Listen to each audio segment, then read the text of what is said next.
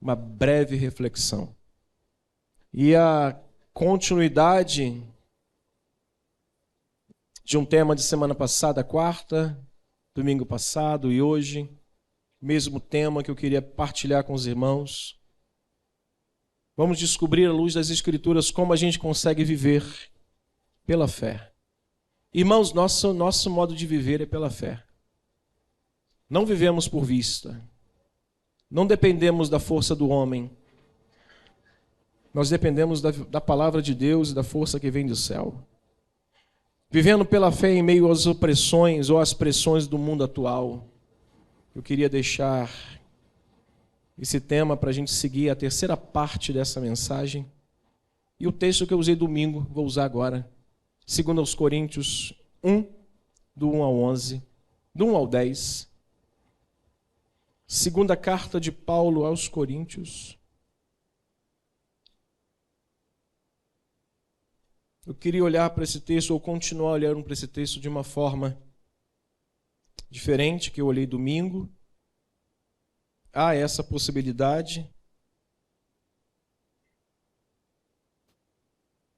2 Coríntios 1, do 1 ao 10. Aliás, do 3 ao 10. Bendito seja o Deus e Pai de nosso Senhor Jesus Cristo, o Pai de misericórdias e o Deus de toda consolação. Paulo diz, Ele é quem nos conforta em toda a nossa tribulação, para podermos consolar os que estiverem em qualquer angústia, com a consolação com que nós mesmos somos contemplados por Deus.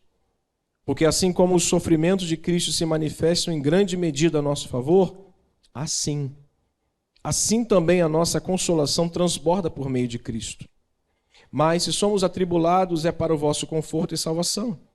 E se somos confortados, é para vosso conforto, o qual se torna eficaz, suportando vós, com paciência, os mesmos sofrimentos que nós temos padecido, ou padecemos. A nossa esperança a respeito de vós está firme, sabendo que como sois participantes dos sofrimentos, assim também sereis da consolação. A nossa esperança, aliás, porque não queremos, irmãos, que ignoreis a natureza da tribulação que nos sobreveio na Ásia. Porquanto, ele disse, foi o quê? Acima das nossas forças, a ponto de desesperar-nos até da própria vida.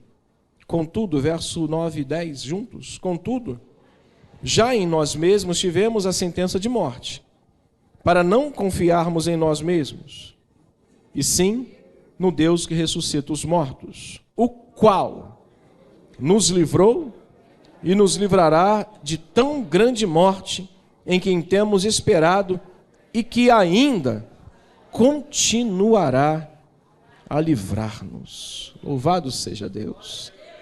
Obrigado, Senhor, por essa tão maravilhosa leitura. E agora prepara os nossos corações para que por meio desta pequena reflexão sejamos preparados para chegar à mesa e sermos ainda mais abençoados nesta noite, em o nome do Senhor. Amém e amém. Para você que está pegando esta palavra hoje, é a terceira parte dessa mensagem que eu prego, falando sobre como viver pela fé em meio às pressões do mundo moderno, do mundo atual. Tenho dividido isso com os irmãos pela preocupação de como nós estamos sendo pressionados, e principalmente as nossas famílias pressionados a nos curvar diante de modelos que estão destruindo lares, poluindo o altar da casa de Deus, estão acabando com a juventude, estão tentando destruir o futuro da nossa geração, da nossa juventude. E eu compartilhei isso quarta passada, domingo agora, domingo que vem, se assim Deus me permitir, eu quero seguir um pouquinho à frente e terminar. Mas hoje eu quero dar continuidade a esse texto que eu usei no domingo. E no domingo eu falei da experiência dolorosa que o apóstolo Paulo enfrentou na Ásia, enquanto estava anunciando o evangelho ali. Essas experiências, irmãos, que Paulo compartilhou com a igreja, mostram quão cruéis as situações mostraram-se e ainda hoje se mostram para com aqueles que estão engajados na obra de evangelização. Se nós olharmos somente para o nosso lado aqui no território brasileiro, nós estamos no paraíso, irmãos, pregando o evangelho. Mas a grande verdade é que estão engajados numa pregação fora do continente, fora daqui, estão sofrendo perseguições e estão entregando a sua própria vida como oferta e aroma suave a Deus, por pregarem o evangelho, por estarem anunciando a palavra de Deus a alguém. Então, as experiências que Paulo mostrou a esses irmãos de Corinto, no capítulo 1, é uma pequena amostra do que eles viveram e do que muitos ainda hoje estão vivendo por estarem tão aplicados na obra de evangelização. Eu disse no domingo que quanto maior for o engajamento na missão de pregar o evangelho, não negociando a verdade, não poluindo o nosso ambiente espiritual com o mundanismo, maior será a pressão do mundo contra nós. E eu disse, bendito seja Deus por isso, irmãos.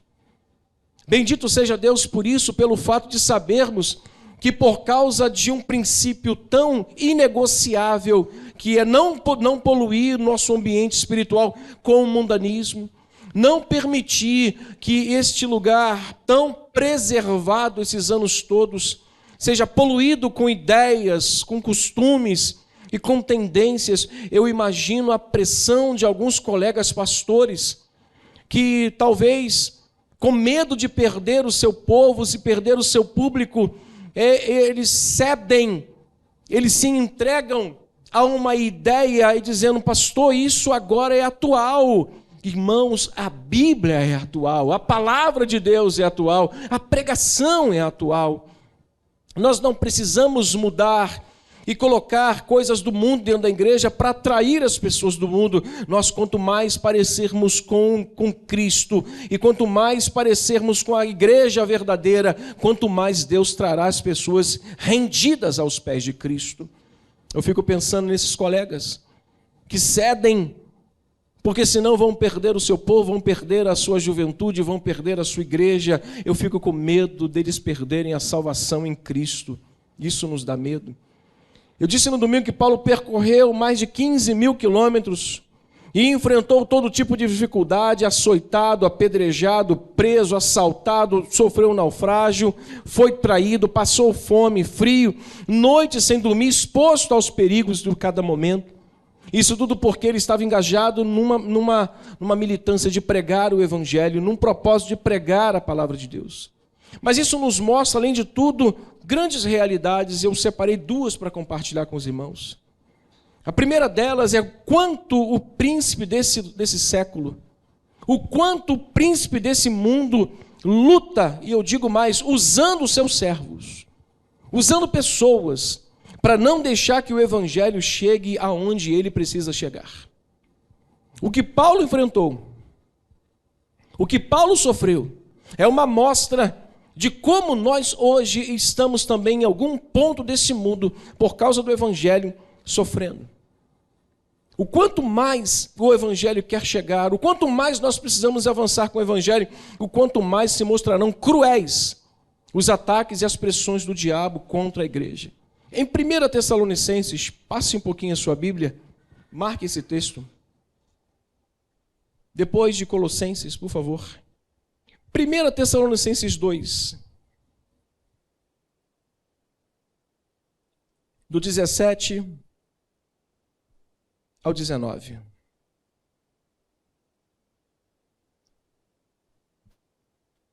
Diz o texto: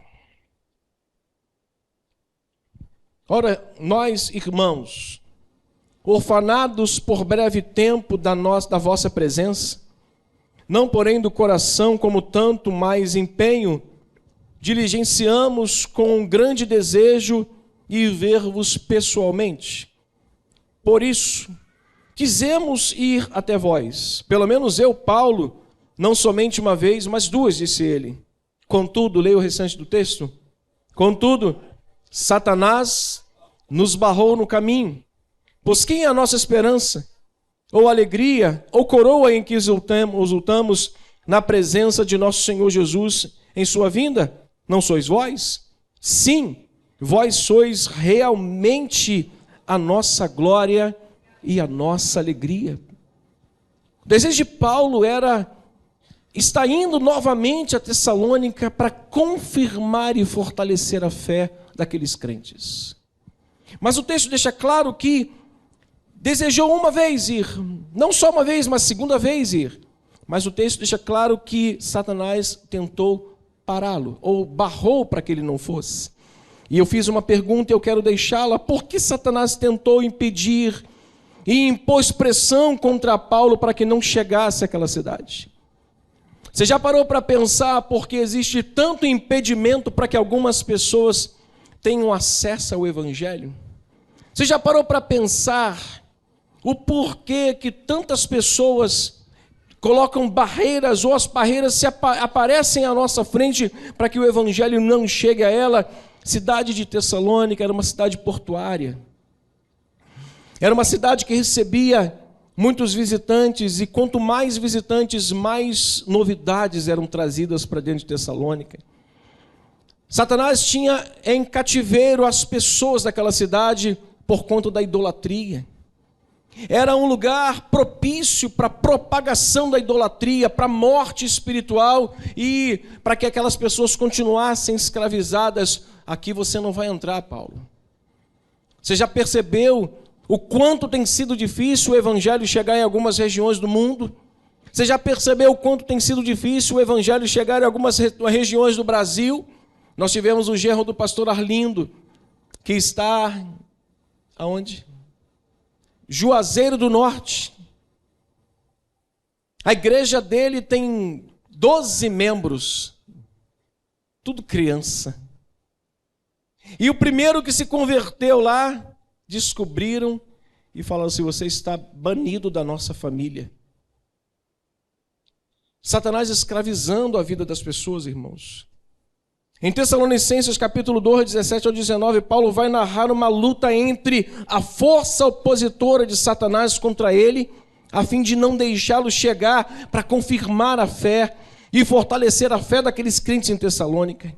E essa pergunta que eu faço é exatamente por conta disso: por que Satanás tentou impedir e impôs pressão contra Paulo para que ele não chegasse até aquela cidade? A cidade de Tessalônica era mantida num cativeiro de idolatria por Satanás. Por ser uma cidade portuária, Tessalônica recebia influências espirituais. E sabedor do poder transformador do Evangelho, de maneira nenhuma Satanás iria deixar permitir que Paulo chegasse naquele lugar. E os dias de hoje são marcados por isso. Existem territórios que são dominados, governados pelo diabo, a fim de que ninguém entre ali para tirar da escravidão aquelas pessoas através do poder transformador do Evangelho. Só o Evangelho tem o poder de tirar do cativeiro, irmãos, as pessoas que estão nele. Só o poder da pregação do Evangelho. E Paulo querendo ir, impedido de ir. Paulo querendo chegar e impedido de ir. Só que isso não o parou. Diga comigo: ninguém pode parar o poder do Evangelho. Ninguém. Paulo teve uma ideia extraordinária. Já que eu não posso ir, Timóteo, vá até Tessalônica, porque eu te envio e vou orar. Olha o capítulo 3, versículos 10 ao 13.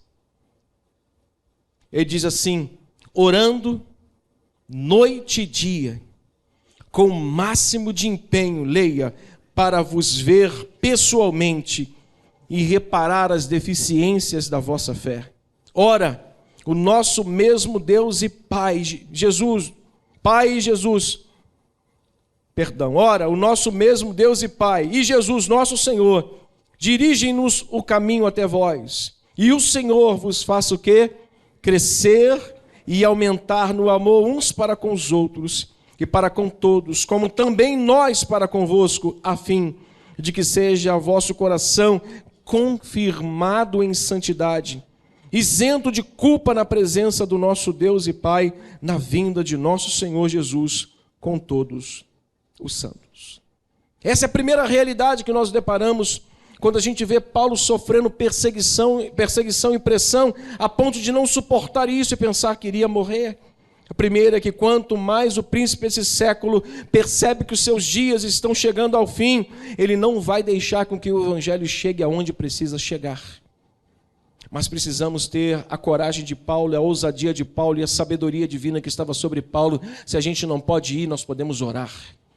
Satanás não impediu Paulo de ir, mas não podia impedi-lo de orar.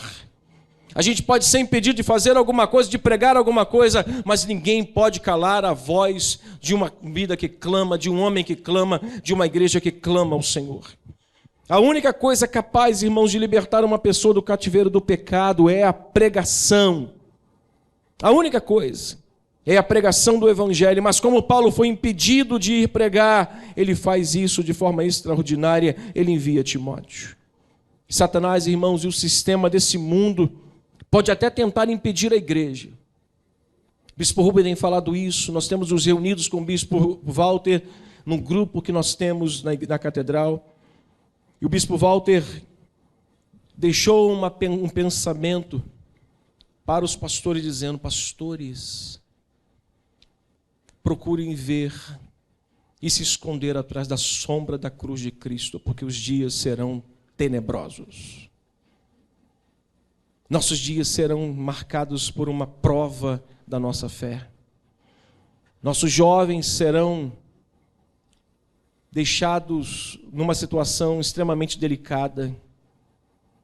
Há escolas hoje já que você não pode... Está sendo gravado? Tá? Que você não pode reclamar que existe um banheiro que pode ser usado tanto por uma pessoa como outra. Há pastores que não poderão mais, pastores não poderão mais dizer que a única verdade é a Bíblia. Pastores não vão poder mais afirmar que alguns tipos de religião não pertence a Deus.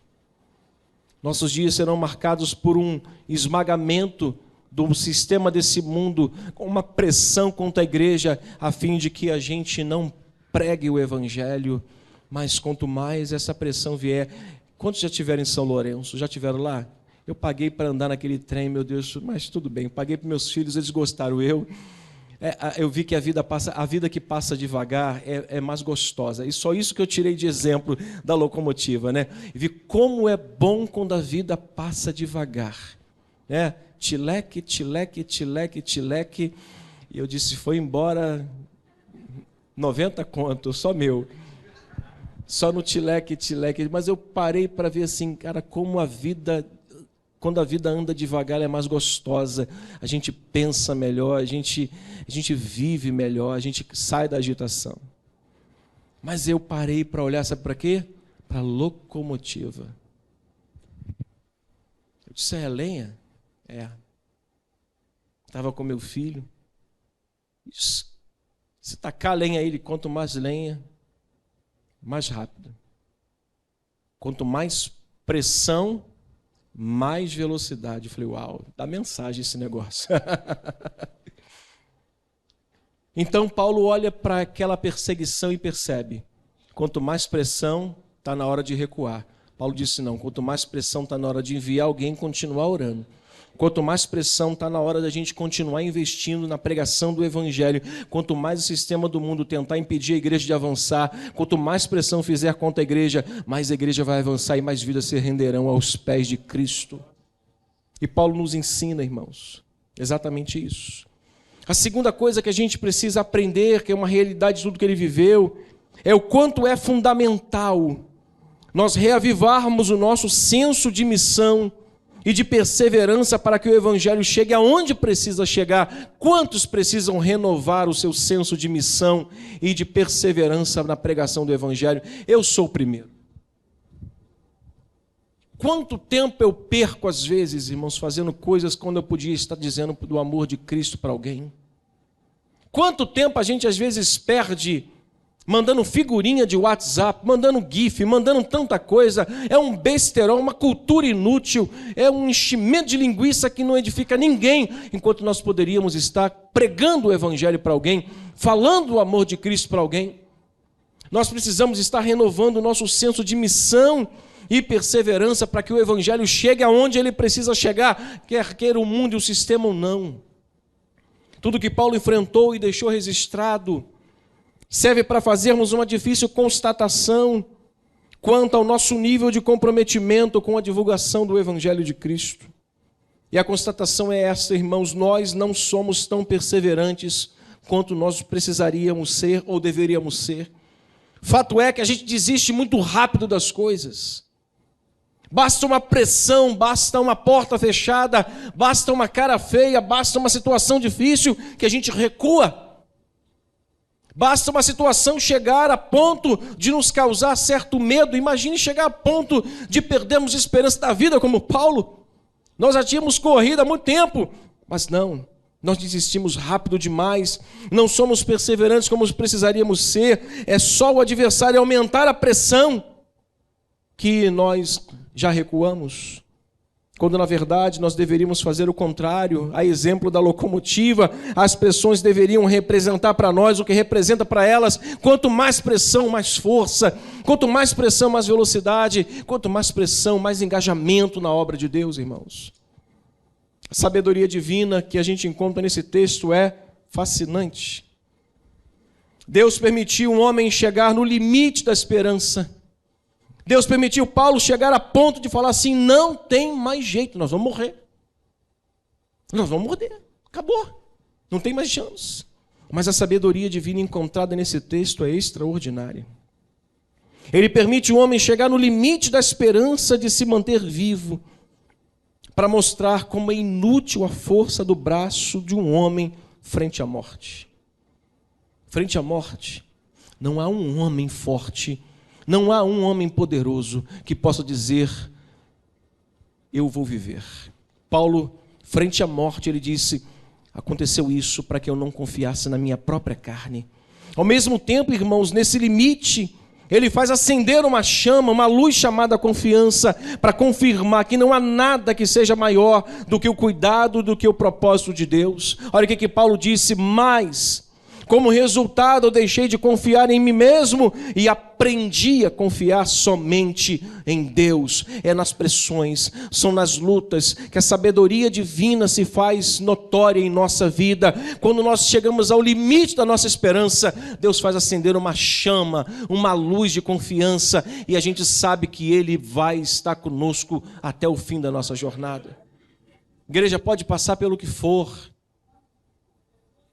As nossas escolas, os nossos diretores crentes estão orando para que o sistema não entre para dentro das escolas particulares também e destruam os nossos filhos. Há professores orando, há diretores orando, chorando, clamando. E precisam ter pais corajosos para dizer que não, nós vamos resistir isso, e colocar a couraça da justiça, e colocar o escudo da fé, e usar a espada do Espírito, e pregar o Evangelho, e orar para que Satanás seja destronado, irmãos. Destronado. O chamado divino na vida de Paulo veio acompanhado com a capacitação e o poder divino. Quando nos engajamos para fazer a obra de Deus, somos capacitados, revestidos de uma sabedoria, de um poder, de uma autoridade que nos dá condição da gente seguir em frente sem medo, até mesmo da própria morte, irmãos. Apóstolo Pedro, escrevendo na sua carta, no capítulo 5, verso 10, na versão NVI, ele vai dizer: o Deus de toda graça, quem nos chamou para a sua eterna glória em Cristo, depois de terem sofrido durante um pouco de tempo, Ele mesmo restaurará, confirmará e dará força e os colocará sobre firmes alicerces. Ou seja, depois de tudo que passamos, depois de tudo que passou, Deus colocou Paulo sobre um firme alicerce e restaurou a sua fé. Paulo finaliza de forma extraordinária aquele capítulo que nós lemos, capítulo 2, capítulo 1 de 2 aos Coríntios. Olhe para o texto novamente para a gente finalizar e servir os elementos, por favor. Olha como é que ele termina no verso 9 e 10. Contudo, já em nós mesmos temos o quê? A sentença de morte. Para que não confiemos em nós mesmos, e sim no Deus que ressuscita os mortos. O qual, olha só que Paulo faz de algo extraordinário. Ele mostra o cuidado de Deus em 3 tempos. No tempo passado, no tempo presente e no tempo futuro. Ele vai dizer assim: o qual nos livrou, o qual também nos livrará e de tão grande morte em quem temos esperado e que ainda continuará a livrar-nos. Paulo vai mostrar de forma magnífica que o cuidado de Deus atrás, hoje e à frente, vai se manter com cada crente fiel que entregar a sua vida para Ele. Irmãos, nós estamos bem guardados. Diga para o seu vizinho, diga, você está muito bem guardado. Olha o Salmo 34 que nós lemos no início, volte lá. Salmo 34, para a gente finalizar, queria convidar os irmãos do louvor, por gentileza, vamos assumir aqui. Salmo 34.